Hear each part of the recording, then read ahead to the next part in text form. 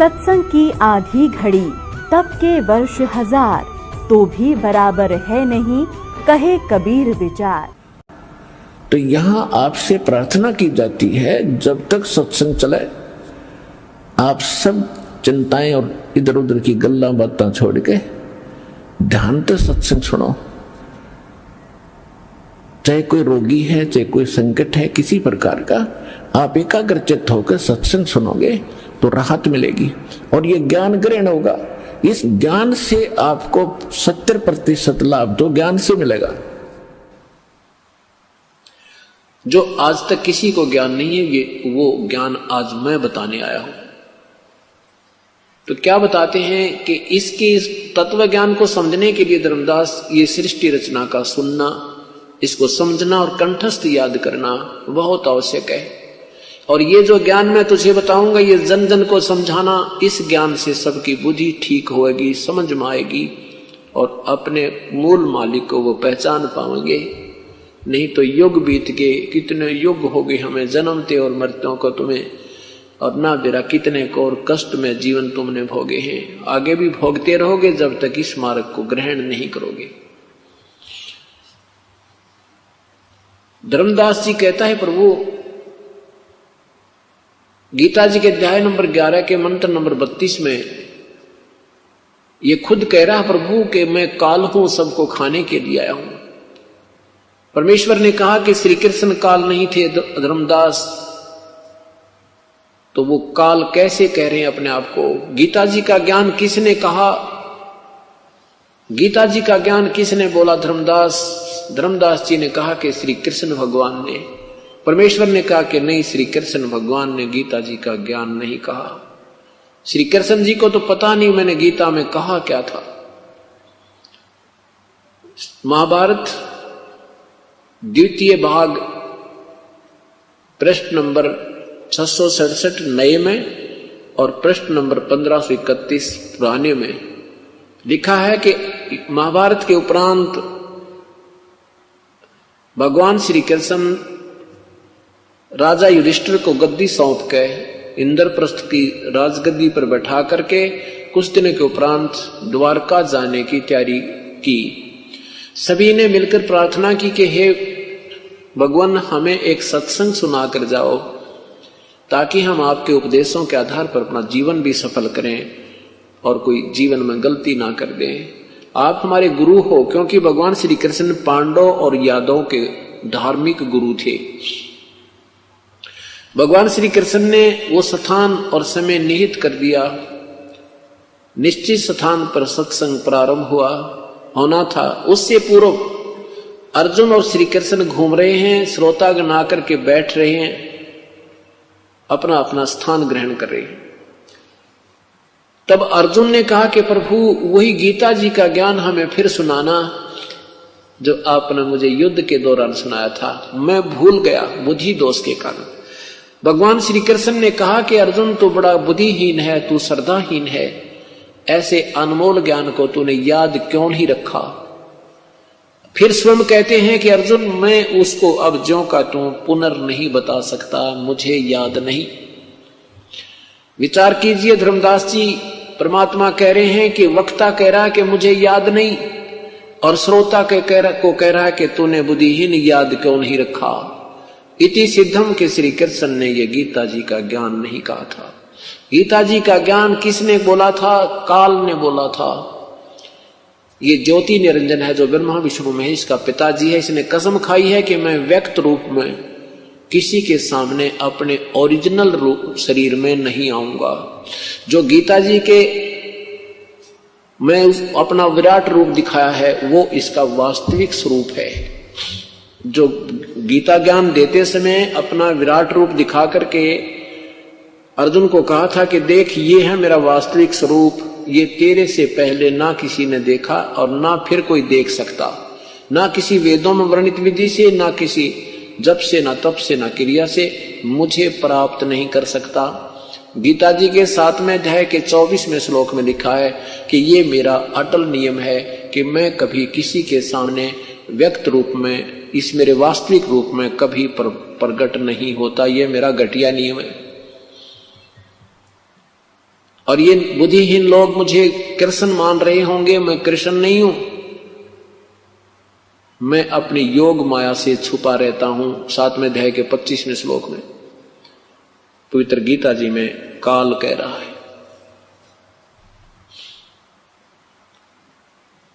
गीता जी के अध्याय नंबर 11 मंत्र 47-48 में कहा कि अर्जुन, ये मेरा वास्तविक स्वरूप है, इसको किसी भी क्रिया से, ना वेदों वर्णित विधि से, ना कोई पहले देख सका ना आगे देख सकता। ये तो मैंने तेरे पर मेहर करके दिखाया है।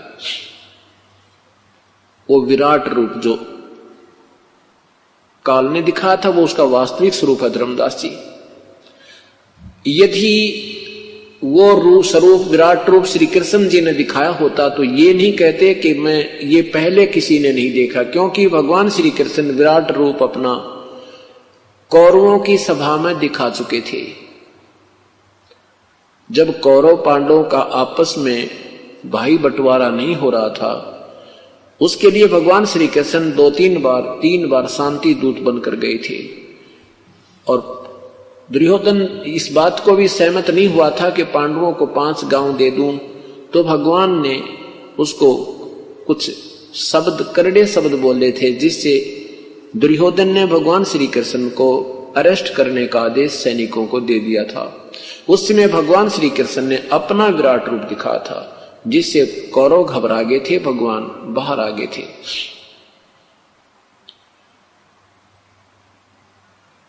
विचार कीजिए धर्मदास, ये भगवान श्री कृष्ण ने गीता जी का ज्ञान नहीं कहा। धर्मदास जी ने प्रश्न किया कि भगवान, गीता जी का ज्ञान इसलिए दिया गया था कि अर्जुन अक्षत्रिय धर्म का पालन नहीं कर रहे थे। यदि श्री कृष्ण जी गीता जी का ज्ञान देकर युद्ध ना करवाते तो अक्षत्रिय हो जाते, सब नियम भंग हो जाते। भगवान परमेश्वर ने कहा, पूर्ण ब्रह्म ने कहा कि अर्जुन ऐसा भी नहीं है। श्री कृष्ण जी ये अनर्थ नहीं कराना चाहते थे। वो तो 3 बार प्रार्थना करने के लिए गए थे, कौरव और पांडवों से बहुत विनय की थी। अंत में ये भी कह दिया था कि मैं हथियार भी नहीं उठाऊंगा, एक तरफ मेरी सेना होगी, एक तरफ मैं होऊंगा, मैं हथियार नहीं उठाऊंगा, कसम खाता हूं। क्योंकि परमात्मा चाहते थे, श्री कृष्ण जी चाहते थे कि ये जुल्म ना हुए। ये तो धर्मदास काल की कलाबाजी थी भाई। जैसे मथुरा में कंस वध होने के उपरांत राजा अग्रसेन जी ने अपने दोहते श्री कृष्ण जी को मथुरा की बागडोर संभाल दी थी। भगवान श्री कृष्ण छोटी आयु के थे। एक काल्यवन नाम का एक राजा को पता लगा कि मथुरा का शासक एक बहुत ही बालक सा बैठा है और उस मथुरा को मैं हड़प लेता हूं, मथुरा को मैं प्राचीन कर देता हूं। इस उद्देश्य से 18 करोड़ सेना लेकर के श्री कृष्ण जी के ऊपर, मथुरा के ऊपर उस काल्यवन ने चढ़ाई कर दी। उससे कुछ ही दिन पूर्व नारद जी ने आकर के भगवान श्री कृष्ण को बताया था कि भगवान यहाँ एक गुफा है निकट ही, उसमें एक मुचकंद नाम का राक्षस राजा रहता है। उसके अंदर एक सिद्धि है कि वो 6 महीने सोता है, 6 महीने जागता है। जब वो जागता है तो युद्ध ही करता रहता है, और सोता है तो उसको कोई उठा दे बीच में कच्ची निद्रा से, तो उसके अंदर एक सिद्धि है कि उसकी आंखों से अग्नि बाण छूट दे और सामने वाला का तुरंत वध हो जाता है। वो छुप कर सोया हुआ है। श्री कृष्ण जी को ये बात नारद जी के द्वारा बताई हुई याद थी। उधर से 18 करोड़ सेना लेकर के वो काल्यवन आ जाता है और श्री कृष्ण जी को युद्ध के लिए ललकारता है। अब 18 करोड़ सेना, वहां मथुरा की सारा 18 करोड़ जनता भी नहीं थी। श्री कृष्ण जी ने सोचा भी ये तो बात बिगड़ जाएगी, ना जाने कितने सैनिक हिंसा हो जाएगी, और क्यों ना इस काल्यवन का वध मैं मुचकंद से करवा दूं। भगवान ने अपना अक्षत्रिय धर्म त्याग के और श्री उस काल्यवन को ललकारा कि आजा काल्यवन मेरे साथ, उतर रथ से नीचे। अब काल्यवन नीचे उतरा तो भगवान रथ छोड़ के भाग लिया। अपना क्षत्रिय धर्म भूल गए भगवान उस विनाश को बचाने के लिए, और उस गुफा में प्रवेश कर गए जिसमें मुचकंद सोया पड़ा था।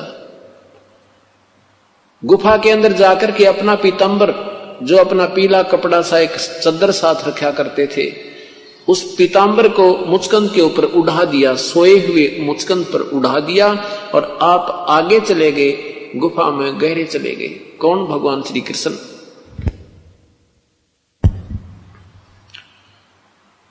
काल्यवन ने देखा कि कृष्ण गुफा में प्रवेश कर गया है, तो मुचकंद और काल्यवन आराम से चल रहा कि बच्चा अब कहां जाएगा, अब तुझे अच्छी तरह देख लूंगा, अब तो तू फंस गया। आगे जाकर देखा कि एक व्यक्ति सोया पड़ा है, उसने मुचकंद को श्री कृष्ण जानकर कहने लगा, अरे कायर तू मेरे से डर के यहां के छुप के सो गया। मुचकंद की टांग पकड़ के मरोड़ दी श्री कृष्ण जान के। अब मुचकंद की निंद्रा भंग हुई, उसमें एक सिद्धि थी, आंखों से अग्निबाण छूटे और काल्यवन वहीं ढेर हो गया, मर गया। अब श्री कृष्ण जी ने पकड़ के उस मुचकंद के पैर और घसीट कर लाया, बाहर उनकी सेना के सामने पटक दिया। राजा की हार सेना की हार मानी जाती थी, राजा की मृत्यु सेना की हार मानी जाती थी। तो सभी सैनिकों ने, काल्यवन के सैनिकों ने अपने हथियार डाल लिए और अपने राजा का शव लेकर चल पड़े और कह गए कि कृष्ण जी हम फिर आएंगे, अब तुझे बख्शेंगे नहीं, अपना नया राजा नियुक्त करके।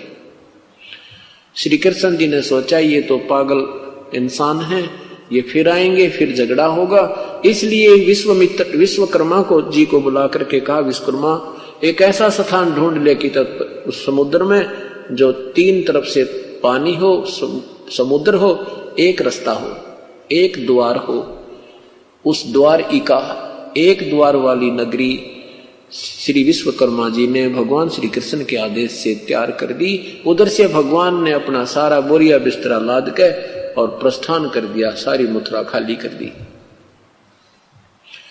और द्वारका में पहुंच गए। तो धर्मदास जी को भगवान कह रहे हैं कि धर्मदास विचार करो इन बातों पे। श्री कृष्ण ये विनाश कराना नहीं चाहते थे। जब स्वयं वो अपने अक्षत्रिय धर्म को छोड़ सकते हैं, क्या दूसरे को अक्षत्रिय धर्म की आड़ में विनाश करवा सकते हैं? ललकार उसको तैयार कर सकते हैं, प्रेरणा दे सकते हैं।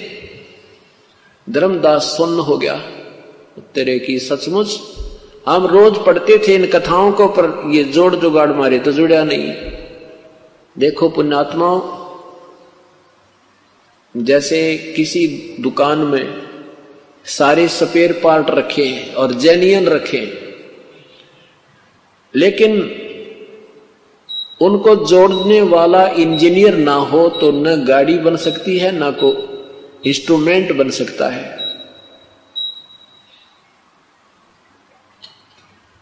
अब ये अपने सदग्रंथ की कथाएं वो जेन्युइन स्पेयर पार्ट हैं, वो आज भी ज्यों के त्यों हैं और पहले भी थे।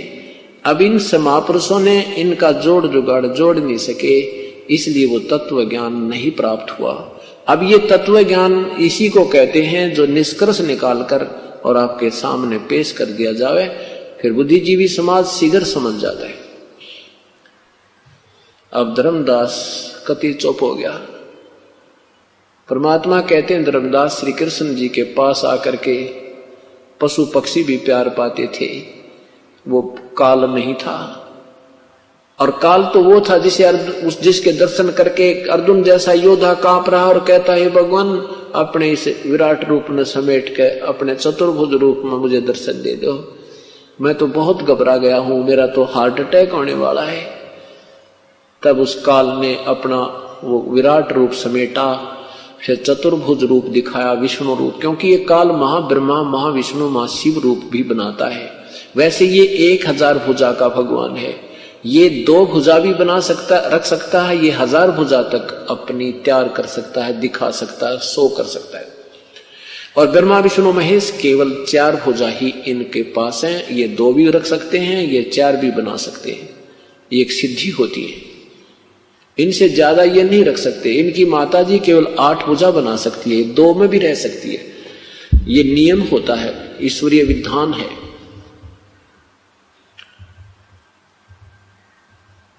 तब धर्मदास ने कहा, परमात्मा ने कहा, धर्मदास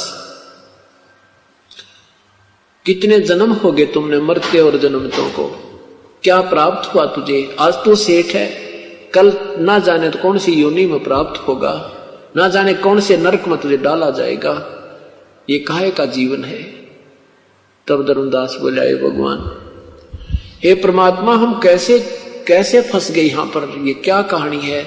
इसके लिए परमेश्वर ने कहा कि अब सुन ले ये राम कहानी जो मैं तुझे सुनाना चाहता हूं, जिससे तेरा अंधेरा हटेगा, अज्ञान दूर हो जाएगा और हर शास्त्र तेरी समझ में आएगा। ये सृष्टि रचना सुनो। परमात्मा ने कहा कि मैं उस परमेश्वर के आदेश से यहां आया हूं, उस परमेश्वर का तत्व ज्ञान सुनाने के लिए। यदि परमात्मा ये कह देते कबीर साहब कि मैं ही प्रभु हूं, मैं ही ये रचने वाला हूं, शुरुआत में ही कह देते, तो धर्मदास जी की बुद्धि काम नहीं करती, क्योंकि हमने अभी तक प्रभु को निराकार मान रखा है। हम बेशक भगवान राम के, भगवान श्री कृष्ण के, विष्णु जी की मूर्ति भी रखते हैं, फिर भी हम परमात्मा को निराकार मानकर राजी हैं, फिर भी हम उनको निराकार ही मानते हैं। ये हमारी उल्टी बुद्धि पता नहीं कैसे फिट होगी।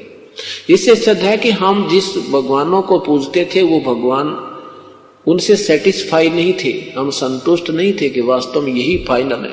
नहीं तो हम बिल्कुल नहीं मानते कि निराकार सामने तस्वीर देखते थे प्रभुओं की। तो कहने का भाव ये क्या है कि कहें कुछ और करें कुछ। अभी तक हमें ऐसे गुरु मिले थे। भाई जो गुरु बचन पे डट गे, रकट गे फंद 84 के, कट गे फंद 84 के, रकट गे फंद 84 के। भाई जो गुरु बचन पे डट गे, रकट गे फंद 84 के। वस्तु मिली ठोर की ठोर, मिट गई मन पापी की दौड़।